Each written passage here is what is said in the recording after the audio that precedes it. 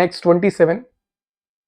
What is the annual installment Mr. Rajendra should pay to clear his debt of 8,505 which he borrowed from a private bank and returned to it in 3 years at the rate of interest 5% simple interest. చాలా important, simple interest.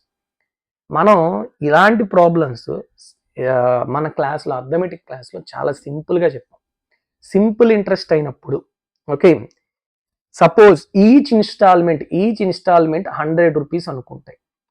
Okay, ఇప్పుడు okay amount ఏమవుతుంది, amount అంటే total amount ఏమవుతుంది, it is equal to ఎన్ని years అన్నాడు ఇక్కడ చూడండి. నేను మళ్ళీ చెప్తున్నాను, ప్రిన్సిపల్ ఎంతో తెలియదు మనకి. ఓకే, ఇప్పుడు ఇది అమౌంట్. ఓకే, ఇన్స్టాల్మెంట్ ఎంత 100 రూపీస్ అనుకుందాం. నెలకి, సంవత్సరానికి 100 రూపాయల లెక్క ఇన్స్టాల్మెంట్ క్లియర్ చేస్తున్నాడు. ఎన్ని ఇయర్స్, 3 ఇయర్స్. ఎంత ఇంట్రెస్ట్, 5%. సో టోటల్ అమౌంట్ ఏమవుతుంది, 3 into 100. అంతేకాకుండా ప్లస్ ఎంత ఇంట్రెస్ట్, 5% ఇంట్రెస్ట్. ఇప్పుడు ఎన్ని ఇయర్స్ ఇది, 3 ఇయర్స్.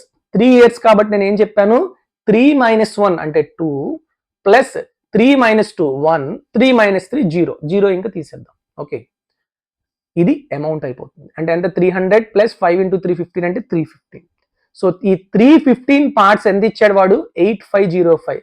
సార్ ఎలాగేస్తారు సార్ మీరు 3 into 100 ప్లస్ 5 into 2 ప్లస్ 1 అంటే, ఇది మనం ఆల్రెడీ చాలా క్లియర్గా మన క్లాస్లో చెప్పాం.